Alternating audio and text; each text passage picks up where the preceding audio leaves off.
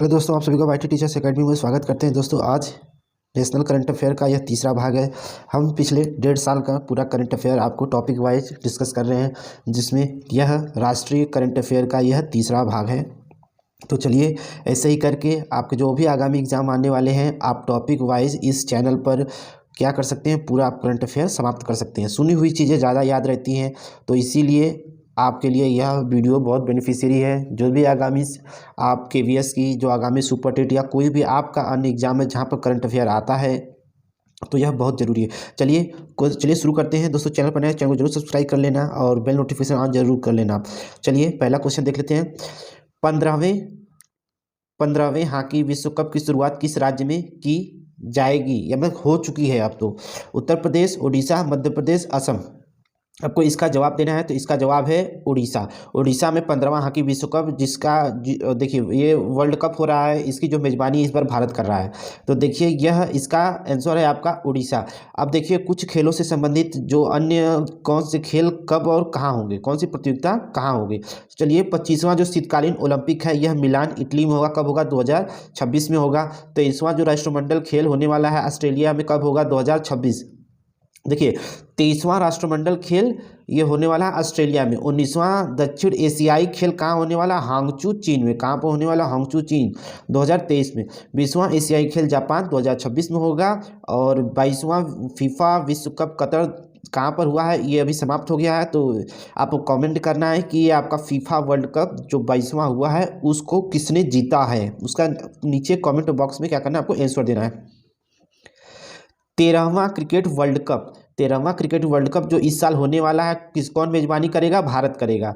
तो 13वां cricket world cup कहाँ होगा? भारत में। 15वां पुरुष हॉकी विश्व कप 2023 जो अभी चल रहा है, मैंने अभी बताया ना, ये उड़ीसा में, तो ये आपका चल रहा है। और भारत ने अपना शुरुआती मैच भी जीत लिया है। तो चलिए, अब अगले क्वेश्चन पर देख लेते हैं। दुनिया की पहली पूरी तरह से डिजिटल पार्टी कौन बन गई है? इसका जवाब आपको देना है। ऑप्शन है, पहली digital party Congress, conservative party, Bhajpa, United Russia party. इसका आपको जवाब देना है, तो इसका उत्तर है भाजपा। यह भारत की ही पार्टी है, यह भारतीय जनता पार्टी, जो पूरी तरीके से डिजिटल पार्टी बन चुकी है। यह भारत ही नहीं, पूरी दुनिया में यह पहली पार्टी है। तो इसका उत्तर है आपका भाजपा। इसका उत्तर क्या है आपका? भाजपा। अब इससे रिलेटेड देखिए, अगर आप यूपी के एग्ज़ाम दे रहे हैं, तो पिछला जो अभी आपका यूपी PCS का एग्ज़ाम हुआ, उसमें एक क्वेश्चन मिलान के रूप में दिया गया था कि जो यूपी की जितनी भी पार्टियां हैं, उनका कब वो स्थापित हुई हैं, तो उनको भी यहीं से आपको समाप्त कर लेते हैं। तो चलिए, आज मैंने कुछ नया किया है। अब तक मैं जो चीज़ें था आपको डायरेक्टली उसको बता देता था, लेकिन वो सामने आपके नहीं रहती थी, तो आप लोग को बहुत प्रॉब्लम होती थी। अब मैं फैक्ट को भी आपको लिख कर लाया हूँ इस बार। ये क्रम है, नाम है, ये गठन है। देखिए, ये अभी राष्ट्रीय पार्टियों की बात हो रही है। ये जो है कुल कितनी राष्ट्रीय पार्टियां हैं? 8 हो चुकी हैं। कितनी हो चुकी हैं? 8 हो चुकी हैं। तो आपकी बीजेपी, भारतीय जनता पार्टी का गठन 1980 में हुआ है। बहुजन समाजवादी पार्टी यानी बसपा का 1984 में हुआ है। मार्क्सवादी कम्युनिस्ट, जिसे CPM बोलते हैं, इसका 1964 में हुआ है। भारतीय कम्युनिस्ट पार्टी CPI 1925 में हुआ है। भारतीय राष्ट्रीय कांग्रेस ये 1885 में हुआ है। और राष्ट्रवादी कांग्रेस पार्टी NCP 1999 में हुआ है। तृणमूल कांग्रेस पार्टी 1998 में, और नेशनल पीपुल्स पार्टी 2013 में। अब 9वां एक पार्टी बन गया है, कौन बन गया? आम आदमी पार्टी। तो राष्ट्रीय पार्टी कितनी हो गई है? शायद मैंने 8 बता दिया था, अब कितनी हो चुकी है? 9 हो चुकी है। तो आम आदमी पार्टी, इसका गठन कब हुआ है? 2012 में। कब हुआ है इसका गठन? 2012 में। तो एक ऐड ऑन कर देंगे, छूट गया है मुझसे। आपका 9वां आम आदमी पार्टी, इसका गठन कब हुआ था? 2012 में। चलिए, उत्तर प्रदेश से कुछ प्रमुख उत्तर प्रदेश जो ये क्वेश्चन आया था उसको मैंने पूरा लिया है। और उत्तर प्रदेश की प्रमुख पार्टियां हैं समाजवादी, बसपा और RLD।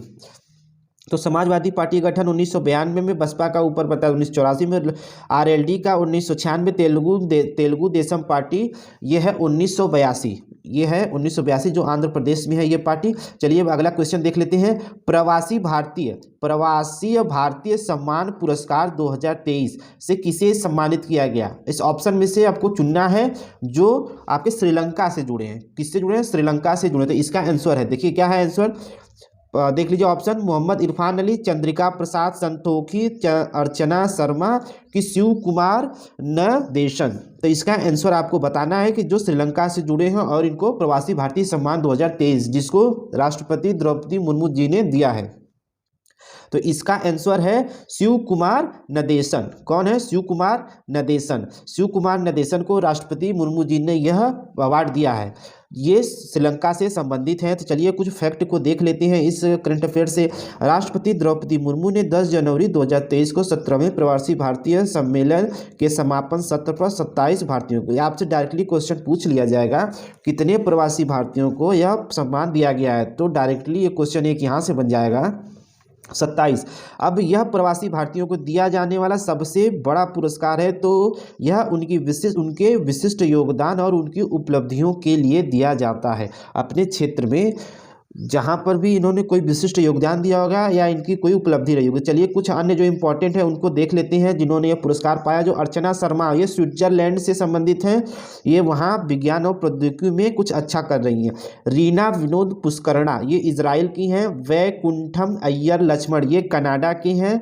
शिव कुमार नदेशन, ये श्रीलंका के सामुदायिक कल्याण से जुड़े हुए हैं। जगदीश चेन्नुपति, ये ऑस्ट्रेलिया से हैं। संजीव मेहता भूटान से हैं। दिलीप लुंडो ब्राजील से। अलेक्जेंडर मालियाकेल ब्रुनेई से। जोगिंदर सिंह निज्जर क्रोएशिया से। रामजी प्रसाद डेनमार्क से। कन्नम अम्वालम इथोपिया से। तो ये आप देख लीजिए, ये उनका क्षेत्र लिखा हुआ है, ये कौन ये व्यक्ति है ये लिखा हुआ है, ये इंपॉर्टेंट है, आपको जरूर देख लेना है इसे। चलिए आपका अगला क्वेश्चन देख लेते हैं कुछ। किस शहर में सूर सरिता सिम्फनी ऑफ गंगा का आयोजन कहाँ किया गया है? गंगा का आयोजन कहाँ किया गया है?